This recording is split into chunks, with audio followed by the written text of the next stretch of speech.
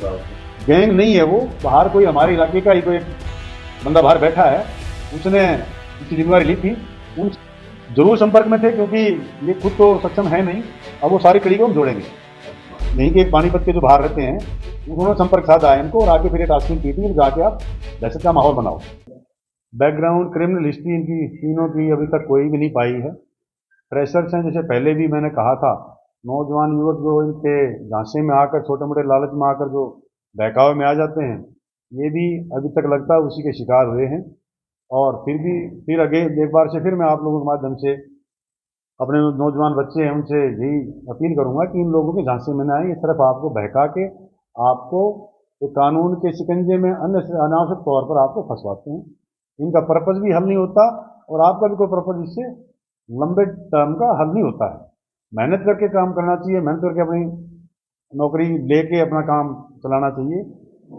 ऐसे आपका लंबे समय तक काम नहीं चल सकता। आप कभी न कभी फंसोगे, आपका एक इतिहास बन जाएगा, आपका रिकॉर्ड बन जाएगा क्रिमिनल, आपके डॉक्यूमेंट्स भी, आपको नौकरी के लिए दिक्कत आएगी। तो इनसे बचें आप। मेरी आपकी अपील है कि नौजवान साथी जितने भी इनके इंस्टाग्राम पेज हैं, फेसबुक आपके खुद के भी हैं, अगर कोई अनजान आदमी आपको सोशल मीडिया से संपर्क करना चाहता है तो उसे सतर्क रहें, उसके बारे में जानें। अगर कोई आपसे संपर्क साधना चाहता है, आप हमारे पास आएँ, हम वेरीफाई करके देंगे ये जायज़ बंदा है या नाजायज़ बंदा है। स्पेशली जो बाहर बैठे लोग हैं, उनके बिल्कुल भी बहकावे में ना आए। सर, फायरिंग के कुछ घंटों के बाद भी एक गैंग ने जिम्मेदारी ली थी, पोस्ट वायरल हुई थी, वो फेक थी, क्या कनेक्शन रहा उसको? गैंग नहीं है वो, बाहर कोई हमारे इलाके का ही कोई बंदा बाहर बैठा है, उसने इसकी जिम्मेवारी ली थी।